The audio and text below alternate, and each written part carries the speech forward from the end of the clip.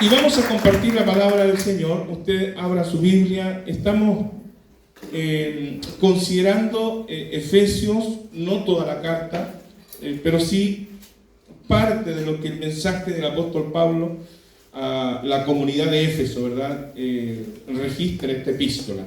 Y particularmente concentrados en el capítulo 3, aun cuando también hemos ido revisando algunos versos del capítulo 1 y del capítulo 2. Pero, ¿no es cierto?, la base de estas reflexiones han estado sustentadas en el capítulo 3 de Efesios.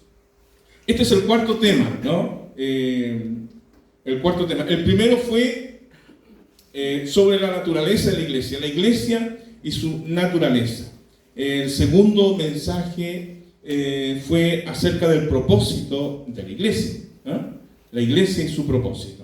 El domingo pasado estuvimos considerando también una hermosa palabra respecto a la iglesia y la adoración. La iglesia y su adoración.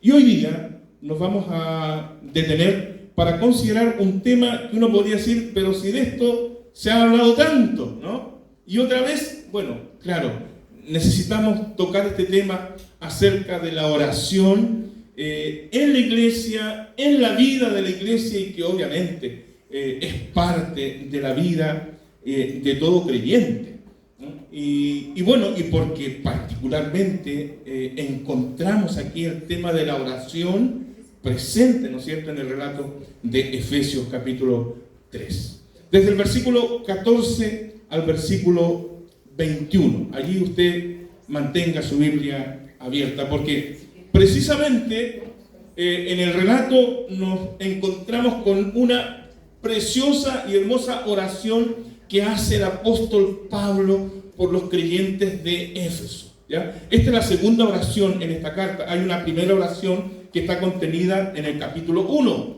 ¿ya? Y esta es la segunda oración. Y vamos a aprender algunos aspectos, algunos principios importantes que tienen que ver con el ejercicio de esta disciplina, ¿verdad?, espiritual en la vida del creyente y obviamente en la vida de la iglesia. ¿Qué es la oración? Partamos por definir lo que es la oración, ¿no? De pronto son palabras, temas tan recurrentes, tan familiares para nosotros, pero al momento de definir estos conceptos no resulta tan sencillo, ¿ya? Y de pronto hay tanto que decir respecto a la oración. Pero aquí yo le comparto una definición. Pueden haber otras más y usted podría también aportar con alguna definición que usted mismo redacte por allí, de lo que usted entiende acerca de la oración. Pero aquí les comparto esta, ¿no? La oración es un encuentro con Dios. Un encuentro con Dios iniciado por Dios, ¿no? Siempre en este tema de la relación que el hombre puede sostener con Dios, de los encuentros con Dios, es Dios quien da el primer paso. El Dios es quien toma la iniciativa. Es Dios quien desea acercarse a nosotros, quien desea tener comunión con nosotros, quien desea dialogar con nosotros, ¿ya? Así es que esta oportunidad de estar con Dios, de encontrarnos con Dios, es algo que Dios permite, que nace de su propio corazón, ¿no? Y allí, en este encuentro, ¿no es cierto?, en el que humildemente nos acercamos a Dios, ¿no? Y nos comunicamos con el Señor y le adoramos, confesamos nuestros pecados, nuestras transgresiones y le pedimos, ¿verdad?, que llene nuestras necesidades y los deseos de nuestro corazón. Bueno, esta definición tiene que ver con lo que la oración implica, ¿no es cierto?, en mi vida, pero también la oración es una oportunidad para pedir por otros, para interceder por otros, por nuestra gente, por nuestra familia, por nuestros hermanos, por nuestros amigos, ¿no? Y por las situaciones que se están viviendo en nuestro entorno, en la comunidad, ¿no es cierto?, en el país, en el mundo. Bueno, eso es la oración. La Biblia nos manda a orar. La oración, digamos que es un mandato del Señor, ¿eh? La Escritura así lo expresa, lo señala, lo afirma, ¿verdad? Y allí no vamos a revisar todos esos textos, ¿sabes? Están de referencia, ¿no? Si usted toma apuntes allí y pueda buscar, ¿no es cierto?, en esos pasajes de la Escritura en donde nos encontramos, ¿verdad?, con esa declaración y de poder entender que la oración es algo, ¿no es cierto?, que debe constituirse en un deber, ¿no?, en un deber de nuestra vida cristiana, respondiendo al deseo del corazón de Dios y respondiendo en obediencia a la voluntad de Dios. ¿Ah? Dios desea comunicarse y nos manda, ¿no es cierto?, a que podamos orar, que nos comuniquemos con Él. Hay un escritor cristiano de nuestros tiempos, pero que ya ha partido a la presencia del Señor. Anita, si me ayudas con la flechita porque algo pasó. Ahí. Tim Keller, y si usted de pronto tiene la oportunidad de acceder a alguna literatura, algún texto, comentario de esta persona, sería un muy buen recurso, ¿ya? Y fíjese que Tim Keller dice: fracasar en la oración no es solo romper una regla, ¿no?, entendiendo que la oración es un mandato, es un deber. Dice: fracasar en la oración no es solo romper una regla, es fracasar en tratar a Dios como Dios. ¿Ah? Qué interesante, ¿no? Resulta un poquito fuerte la declaración. Si no oramos, ¿verdad?, no estamos considerando a Dios. No le estamos poniendo en la posición, ¿verdad?, que Él se merece, ¿no? Si no oramos, no le estamos dando a Él la categoría de soberano, ¿verdad?, de nuestra vida. Entonces, tanto sentido tiene estas palabras de este hermano. Fracasar en la oración es fracasar en tratar a Dios como Dios. Bueno, pero no es lo que sucede en nuestra vida, ¿no? No es lo que sucede en tu vida, ¿no? Nosotros consideramos a Dios, le damos todo el valor que Él tiene, ¿no? Le reconocemos como el Dios de nuestra vida, como el Señor de nuestra vida. Por eso estamos hoy día en este tiempo y participando de este culto. ¿Amén? Amén. Leamos entonces Efesios 3 del 14 al 16. Luego vamos a ir desmenuzando y voy a tratar de no ocupar mucho tiempo, pero a ver, para tener una panorámica de lo que dice esta parte del capítulo 3 de Efesios.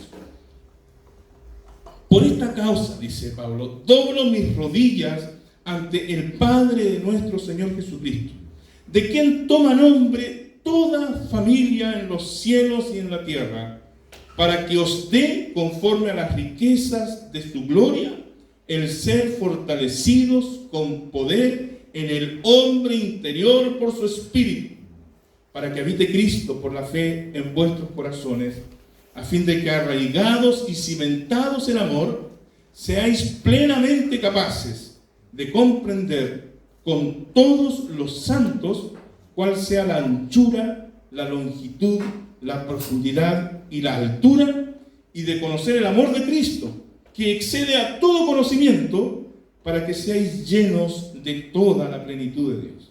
Y a aquel que es poderoso para hacer todas las cosas mucho más abundantemente de lo que pedimos o entendemos, según el poder que actúa en nosotros, a Él sea gloria en la Iglesia, en Cristo Jesús, por todas las edades, por los siglos de los siglos. Es tremenda la oración de Pablo. En sus cartas, ¿verdad?, él siempre incluye una oración que él hace por la comunidad a la cual él se dirige, ¿no? Lo vemos en Efesios, lo vemos en Filipenses, lo vemos en Colosenses, ¿no? Estas preciosas e inspiradoras oraciones que el apóstol hace, ¿verdad?, por la iglesia. ¿Cómo está tu vida de oración? ¿Cómo está tu vida de oración? ¿Cuánto oraste esta semana? No tienes que responder, ¿no? Al menos hacerlo audible y hacerlo público. Pero hay una respuesta, ¿no? Y ahí está, un silencio para nosotros. Cada uno sabe, ¿verdad?, cuánto tiempo destinó y ocupó para conversar con el Señor. ¿Cuánto has orado por la iglesia, por tu iglesia, por la iglesia del Señor? Porque la iglesia es del Señor, ¿no? Y todo lo que es de Dios debiera interesarnos. Todo lo que está en el corazón de Dios debiera mover también nuestro corazón. Entonces la iglesia del Señor, pero también digo es mi iglesia porque hay una pertenencia, ¿no? Y hay un interés y hay un amor por mi iglesia. ¿Cuánto has orado por tu iglesia? ¿O desde cuándo no lo haces? Y a lo mejor, y hay que mirar el calendario, la verdad que hace mucho tiempo que no estoy orando por mi iglesia. Bueno, entonces que el Señor nos ayude. Y durante este mes que hemos estado hablando acerca de la iglesia, qué importante es poder entonces hoy día repasar estos aspectos tan importantes. Y esta reflexión la desarrollé teniendo en mente este concepto, o esta idea, o este principio de la oración, de verla y de entenderla como una disciplina y como un deleite. La oración, ¿no? Disciplina y deleite de la iglesia. Y como lo que leímos recién es la segunda oración que hace el apóstol Pablo en esta carta, revisemos solamente un detalle que encontramos en la primera oración, capítulo 1 de Efesios, versículo 16. Mire, él viene refiriéndose a la obra del Señor en la vida de los creyentes en Éfeso, ¿no? Viene destacando el testimonio de los hermanos allí. Entonces, el verso 15 de este capítulo, Pablo introduce esta primera oración por la iglesia. Y él dice, por esta causa, dice, también yo, habiendo oído de vuestra fe en el Señor Jesús y de vuestro amor para con todos los santos. Dos aspectos importantes, visibles, ¿no? Palpables en esa comunidad de creyentes, fe y amor, ¿no? Y entonces dice Pablo, no ceso de dar gracias por vosotros.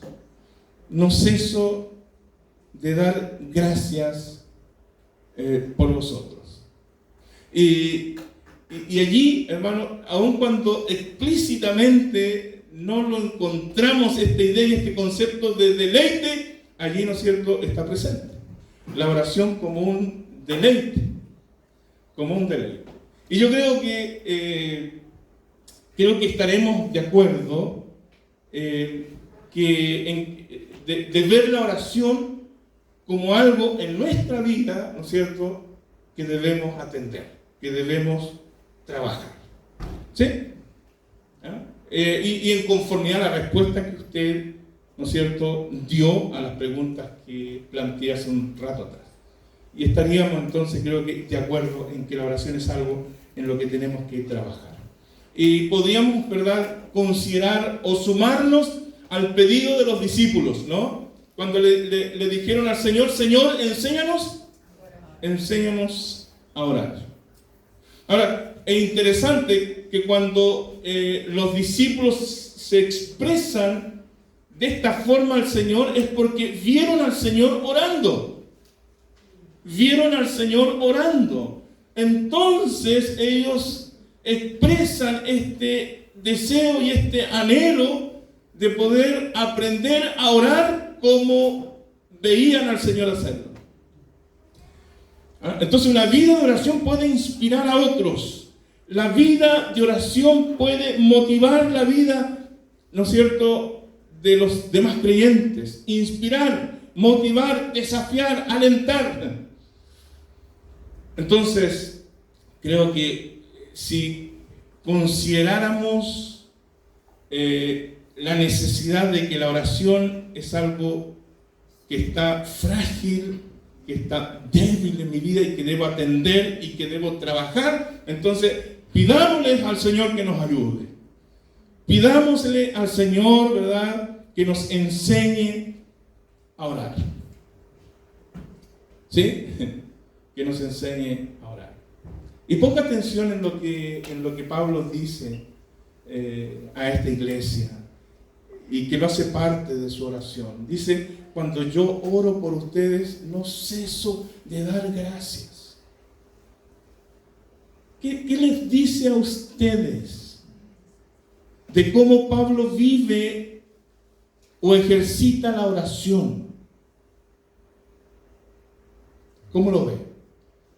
¿Como un deleite? Claro, Sí, común, por eso le decía, no está expresado este concepto literalmente allí, pero en la actitud de Pablo lo vemos. Para Pablo era un deleite orar. Para él no era una carga. ¡Qué fome! ¡Qué lata! No. ¡Qué feliz es Pablo de poder orar por la iglesia! De poder interceder por sus hermanos. Y él da gracias. ¿Cuándo usted da gracias? ¿Cuándo da gracias a usted? ¿Cuando está contento? ¿Cuando está feliz? ¿Cuando está agradecido? Obviamente, ¿no? Cuando está emocionado, da gracias al Señor. Y puede dar gracias por su hermano. Y puede dar gracias por su hermana. Hay un vínculo, hay una conexión con esa persona, con ese hermano, con esa hermana, por quien usted está orando y por quien usted está dando gracias. De eso nos habla, o de eso nos enseña, ¿verdad? La vida de oración del apóstol. Y de eso también nosotros debemos y necesitamos aprender. Tenemos que esforzarnos, por un lado, para que la oración se transforme en una disciplina en nuestra vida, en un estilo de vida, ¿no? Así lo hemos dicho en más de alguna oportunidad. Pero a la vez, cuando meditaba en esto, yo decía, probablemente, así se nos ha enseñado, y de hecho yo lo estoy reforzando ahora, así se nos ha enseñado, así lo hemos entendido, y solamente así lo hemos vivido, ¿no? Es decir, viendo la oración, considerando la oración solamente como una disciplina de la cual soy responsable, ¿no? A la cual me debo y sobre lo cual debo responder. Y quizás es aquí en donde la oración ha estado fallando en muchos de nosotros. Porque vemos la oración solamente como una disciplina. Y para nosotros los chilenos, que nos cuesta tanto ser disciplinados, cualquier disciplina en cualquiera de las áreas de nuestra vida es un desafío, es complejo, es difícil, ¿no? Y a poco caminar, ¿no es cierto?, vamos desistiendo a esas medidas de disciplina que muchas veces por el bien de nuestra propia vida, de nuestra existencia, de nuestras relaciones, ¿no?, vamos aplicando. Pero al poquito tiempo vamos desertando, vamos renunciando, y muchas veces quizás con la oración pasa lo mismo. Hay que comenzar a poner atención en las cosas lindas, en las cosas bellas, en las bendiciones que el Señor nos entrega, en las cosas lindas que yo puedo destacar de mi comunidad a la cual pertenezco, de mi iglesia de la cual soy parte. Y dar gracias a Dios. Amén. Aquí hay hermanos ya que llevan años acá, son miembros antiguos. ¿Saben que hay varios hermanos o familias que han estado llegando en este último tiempo? Y ya algunas llevan un mes con nosotros. ¿Las reconoce? ¿Les sabe sus nombres? Esto es aquí entre nosotros. Y no lo vea y no lo tome como un tirón de orejas, sino simplemente como para decir, wow, no, algo tengo que hacer. Y si en eso no tengo respuesta, entonces probablemente ni siquiera he orado. Que el Señor nos ayude. Porque es la iglesia del Señor. El Señor está aquí, el Señor tiene sus ojos puestos. El corazón del Señor está aquí. Amén. Entonces, si lo traes a conversar con la hermana, recién a ver si me acordé la preocupación cuando de pronto hay muchas sillas vacías. Claro, estamos batallando con los bichos hoy día.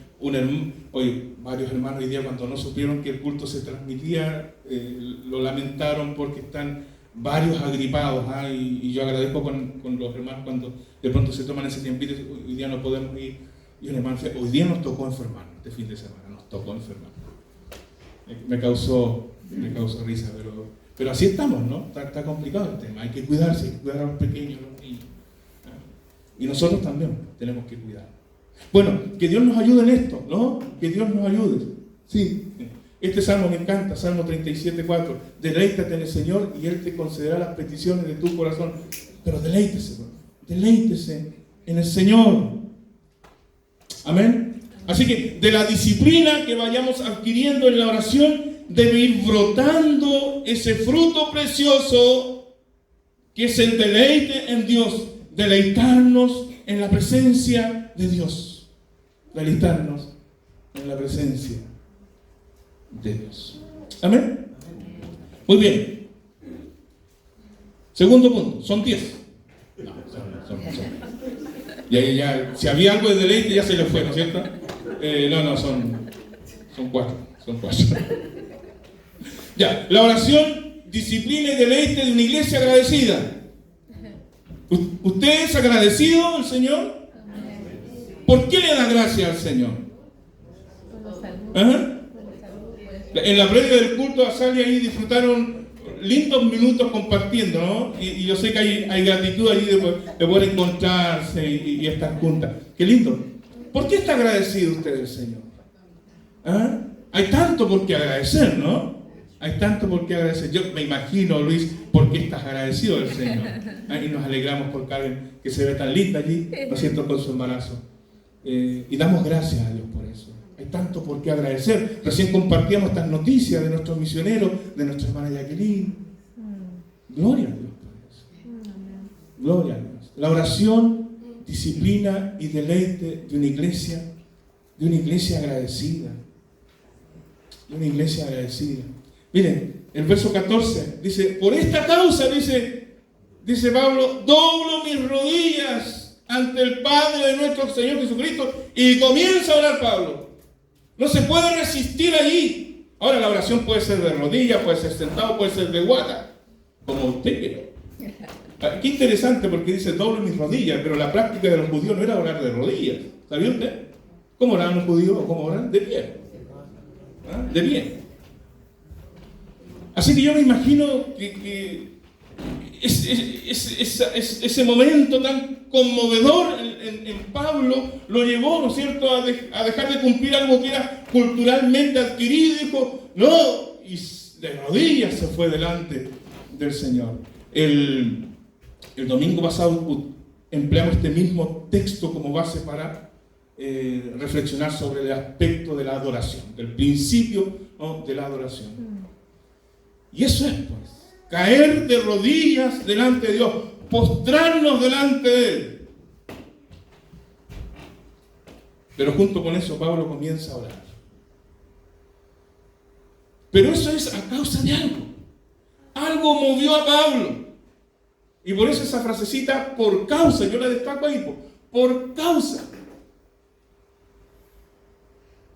¿No? Y un buen lector de la Biblia tiene que unir, ¿no es cierto?, cabos, el contexto del texto que estamos revisando.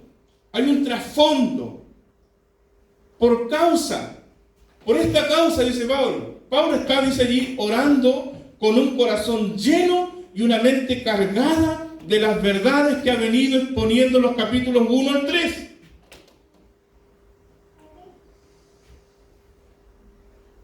¿Por qué usted le daría gracias al Señor? Creo que alguien hizo ese ejercicio el domingo pasado, ¿no? Me parece mucho. Y algunos respondieron de por qué estaban agradecidos o por qué le daban gracias al Señor. Mire, hagamos un recorrido así, pero flash.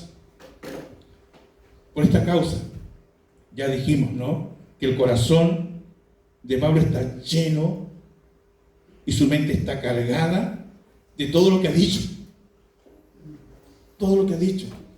Y aquí quizá aparece con letras no así. Quise ponerlas grandecitas.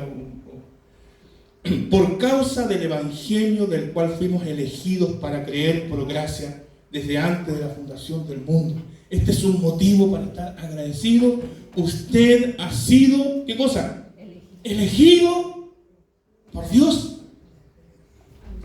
Usted es un hijo de Dios.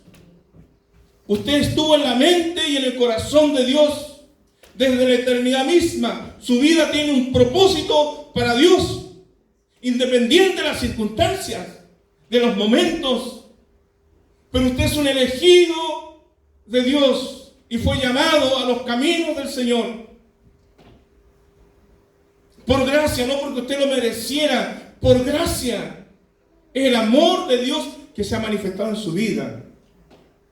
¿Cómo no vamos, cierto, a agradecer al Señor? ¿Cómo no vamos a caer de rodillas delante del Señor? Por causa del poder de Dios que obró en Cristo Jesús y que está obrando en nosotros. Ahí están las referencias de los pasajes. ¿No? ¿En cuántos de ustedes ha obrado Cristo? ¿Cuántos de ustedes tienen a Cristo en sus corazones? ¿Cuántos de ustedes han creído en Cristo?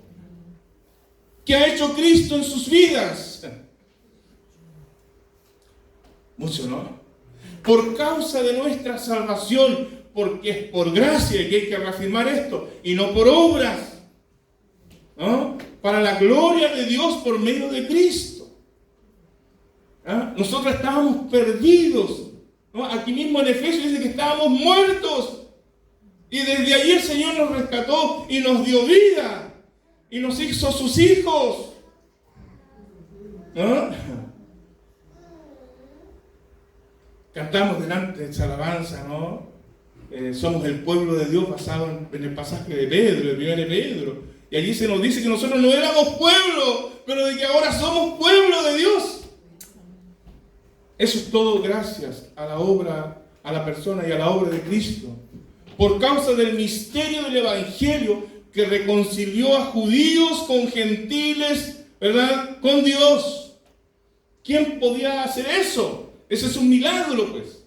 Es cosa de revisar la Escritura nomás, ¿no? Y la diferencia y la distancia que existía entre judíos y gentiles. Nos habla del gran corazón de Dios que lo abarca todo y que no excluye a nadie. Judíos y gentiles. ¿No? En alguna de sus cartas, de su mensaje, Pablo dice que, y bueno, Francisco se refirió a este tema, ¿no? De la unidad. Conformamos la familia de Dios, el pueblo de Dios, judíos y gentiles, hombres, mujeres, esclavos y libres. El Señor hizo un solo pueblo. Gloria a Dios. Claro, en nuestro contexto no podemos hablar de judíos y de gentiles, pero sí de coquimbano y serenense, ¿no? ¿Y para qué referirnos a otros aspectos? Que nos hacen especiales, que nos distinguen. Pero aquí en la iglesia, el Señor nos une. Gloria a Dios por eso. Gloria a Dios por eso.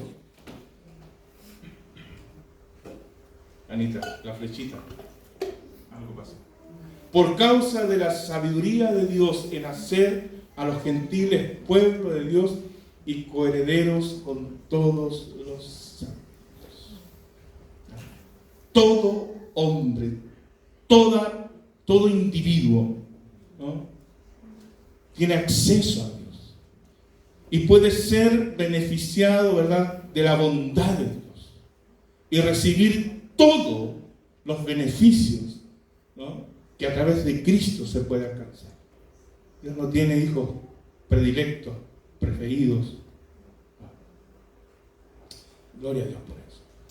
Allí se ve claramente, ¿verdad?, en lo que Pablo expone respecto a lo que ha pasado con los gentiles, ¿no? Qué maravilloso.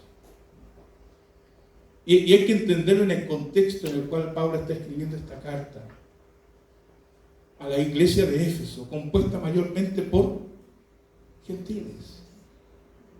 En una época difícil, de sufrimiento, de oposición y de persecución. De hecho, Pablo esta carta la está escribiendo desde la cárcel. Y esta carta no es para llamar la atención, para tirar la oreja a nadie, para aclarar algún conflicto doctrinal. Esta carta Pablo la escribe para animar a la iglesia, para animarnos. Y esta palabra que especial, ¿no es cierto?, debe haber sido recibida, ¿verdad?, de manera tan especial por esa comunidad de creyentes. Maravilloso. Gloria a Dios por eso. Claro, entonces, ¿cómo no? Pues, ¿cómo no? Usted se podría hacer una lista por esta causa. doblo mis rodillas o me tiro de guata, levanto mis manos por esta causa. Haga su lista hoy día. Hágase ese ejercicio esta semana. ¿Por qué? Y bueno, yo creo que van a surgir cosas.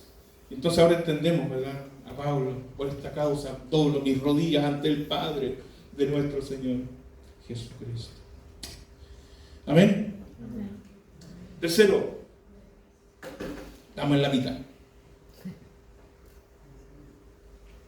La oración, disciplina y deleite de una iglesia que depende de Dios.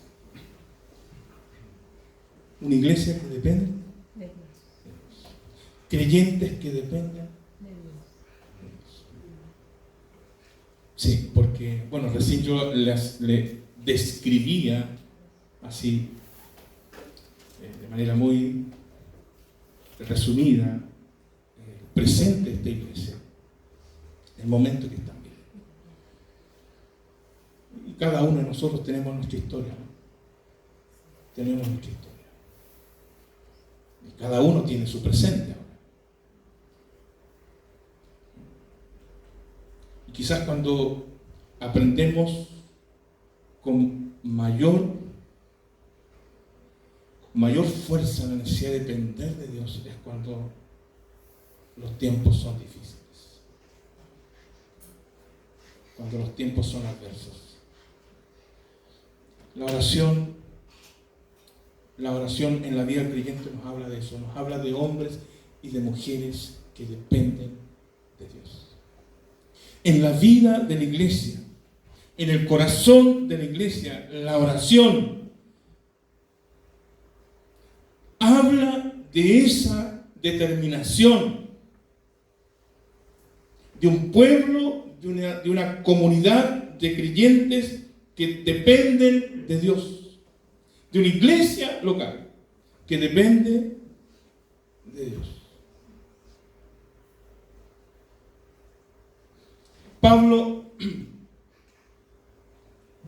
Pablo desea que una obra espiritual poderosa ocurra en los creyentes de Éfeso. Que algo extraordinario Dios obre en sus vidas y lo plasma en su oración. Y se lo presenta a Dios como un clamor. ¿Y qué le pide en oración? ¿Qué está pidiendo Pablo en oración? Leamos, ¿les parece? Versos 16 al 19. Repasémoslo, ya lo habíamos leído antes. Dice, para que os dé conforme a las riquezas de su gloria el ser fortalecidos con poder en el hombre interior por su espíritu, para que habite Cristo por la fe en vuestros corazones, a fin de que arraigados y cimentados en amor, seáis plenamente capaces de comprender con todos los santos cuál sea la anchura, la longitud, la profundidad y la altura, y de conocer el amor de Cristo, que excede a todo conocimiento, para que seáis llenos de toda la plenitud de Dios. Entonces, Pablo presenta tres peticiones, ¿ya? Y que bien nosotros hoy día podríamos tomarnos de estas peticiones y orar al Señor. Orar por nosotros y orar por nuestros hermanos. Orar como iglesia, ¿no? ¿Qué es lo que pide Pablo? En primer lugar, que sean fortalecidos, ¿verdad?, los creyentes de esa iglesia. ¿Ah? Y si Pablo tuviese que orar hoy día por la iglesia de Coquimbo, de Rocafuerte, de que seamos fortalecidos con poder en el ser interior. De allí, de lo que sucede acá adentro, depende toda nuestra vida. Es allí donde Dios trabaja. Es allí donde Dios obra. Es allí donde Dios nos cambia. Es allí donde Dios nos perfecciona. Es allí donde muchas veces están nuestros problemas, nuestros conflictos, en el interior de nuestra vida. Y Pablo dice, pido a Dios que sean fortalecidos con poder en el ser interior por medio del Espíritu Santo. ¿Usted tiene el Espíritu Santo?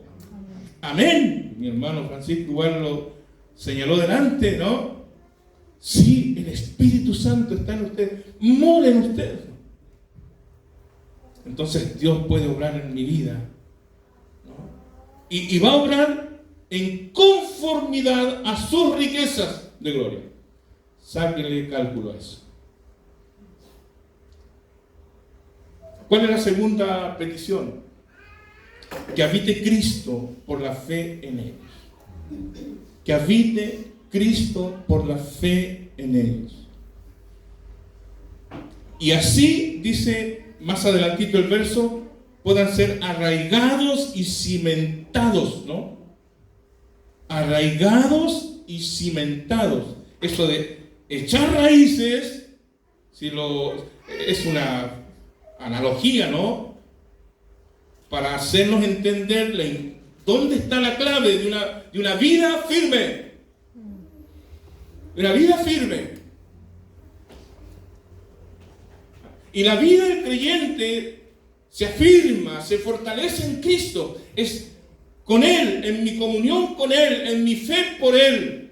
Y por lo que Él me entrega a través de su palabra, es que mi vida se fortalece. Y es como si echáramos raíces en el suelo, ¿no? Arraigados. Y podrá venir lo que venga, queridos, pero allí están nuestras raíces firmes, allí. Arraigados. Mire, ¿cómo no va a tener sentido esta oración en estos tiempos?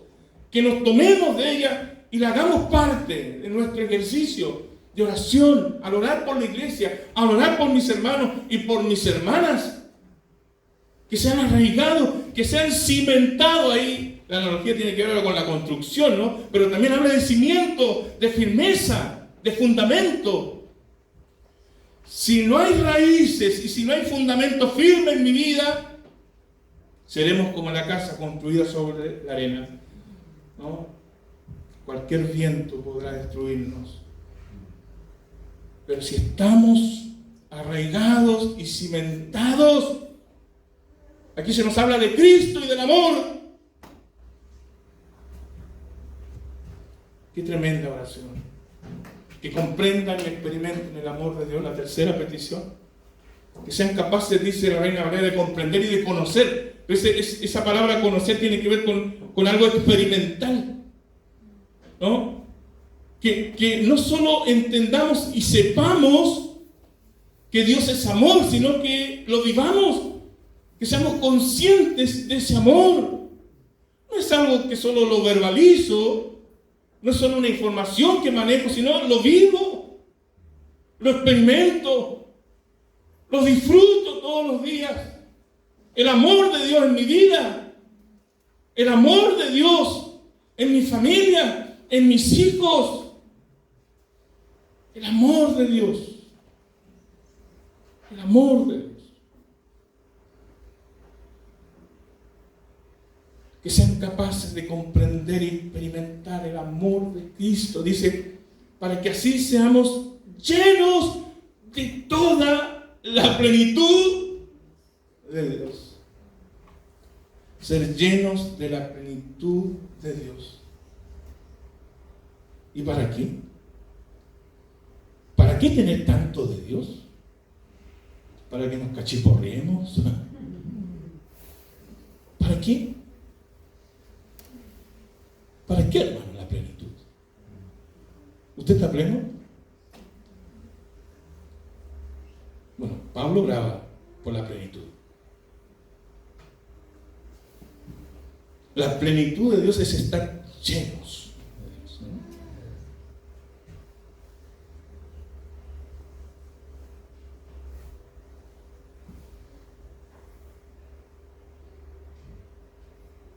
¿De qué otra manera vamos a manifestar a este Dios?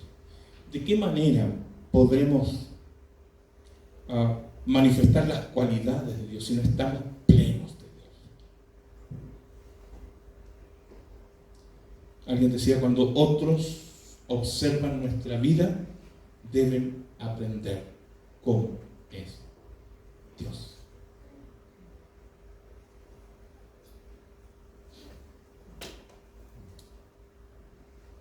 Y lo que estaba pidiendo Pablo, que era, ¿qué cosa era? ¿Era una volada? ¿Qué le pasó a Pablo? ¿Cómo sucederá esto? ¿Es posible? ¿Es posible? Claro que es posible. Y en su oración Pablo le pide a Dios que haga el trabajo en su iglesia de lo que él anhela. Y se lo pide a Dios porque conoce el asombroso poder de Dios. Y ahí tenemos el verso 20. Y aquel que es poderoso para hacer todas las cosas mucho más abundantemente de lo que pedimos o entendemos, según el poder que actúa en nosotros. Amén.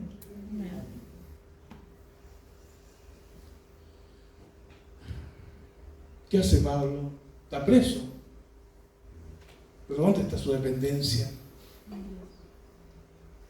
¿Cómo es posible que él escriba una carta de este calibre si está preso injustamente? ¿De quién depende Pablo?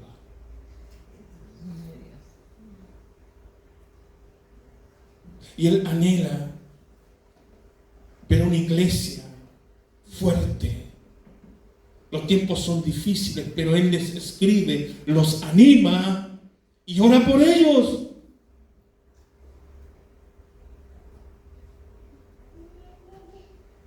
Entonces Pablo también dice, ese es el anhelo de mi corazón. Y se lo entrega a Dios.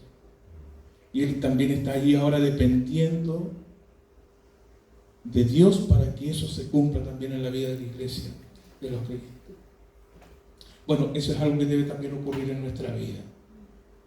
Mostraremos nuestra dependencia de Dios al ser hombres y mujeres de oración. Que Dios nos ayude. No corramos en nuestras propias fuerzas. Si así lo hubiese hecho Pablo, no hubiese terminado de la forma en que terminó su ministerio. ¿Y cómo terminó su ministerio? Hay que leer 2 de Timoteo, que es la última carta. Y él pudo decir, he acabado la carrera.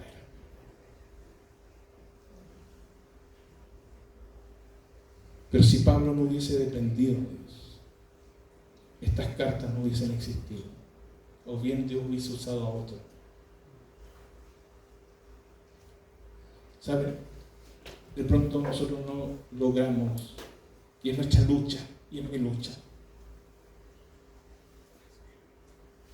de no tener una clara dimensión del poder de Dios.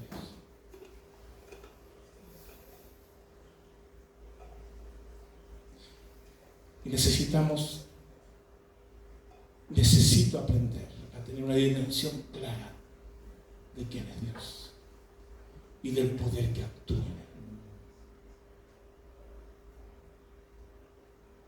No corramos en nuestras propias fuerzas, porque nuestras fuerzas no alcanzan.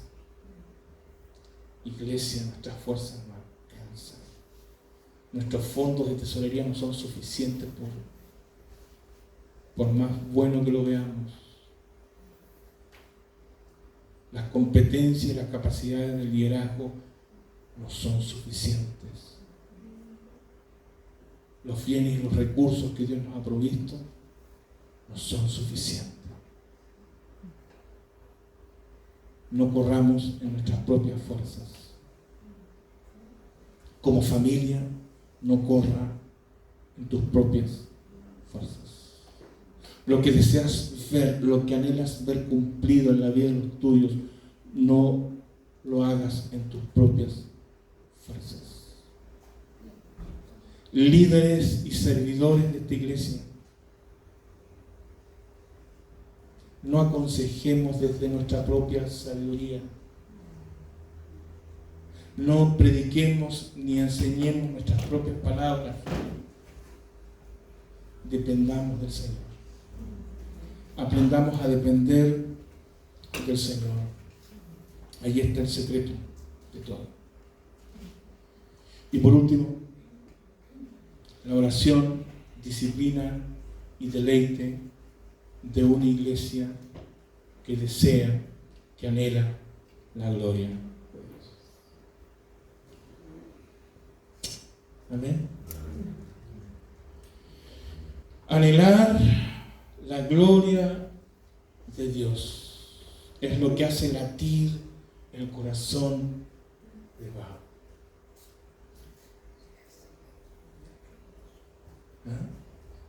La gloria de Dios. Para la gloria de Dios. Esa frase, ¿no? que está en nuestra, ¿no? Que está en evangélica, ¿no? Para la gloria de Dios. Pero así debe ser. De todo el sentido de esa expresión. Para la gloria. Todo lo que yo hago, aunque sea poner el vasito de agua aquí en el púlpito, para la gloria. Cada servicio, cada ofrenda, para la gloria de Dios. Para la gloria de Dios. Así concluye su oración el apóstol, dice: a Él sea gloria en la iglesia. ¿En qué iglesia? En su iglesia. En esta, su iglesia. A Él sea gloria en la iglesia, en Cristo Jesús, por todas las edades, por los siglos de los siglos. El objetivo principal de Pablo es dar a conocer el valor de Dios en todas partes y para siempre, ¿no? Por eso hay esa expresión: por los siglos de los siglos. Y como iglesia necesitamos atesorar a Dios por encima de todas las cosas. Es Dios. No es mi iglesia en ese otro sentido, ¿no? Es Dios. Es Dios. Que Dios nos ayude. Porque de Él, y concluyo ya con estas palabras del mismo apóstol, pero escribiendo la carta a los romanos, les dice: porque de Él, por Él y para Él son todas las cosas. A Él sea gloria para siempre. Amén. Es algo que debe estar tan presente en nuestra vida. Entonces, hermanos, por favor, dependamos de Dios. Depende de Dios, querido, como la fuente de tu vida. En esa fuente está todo lo que necesitas.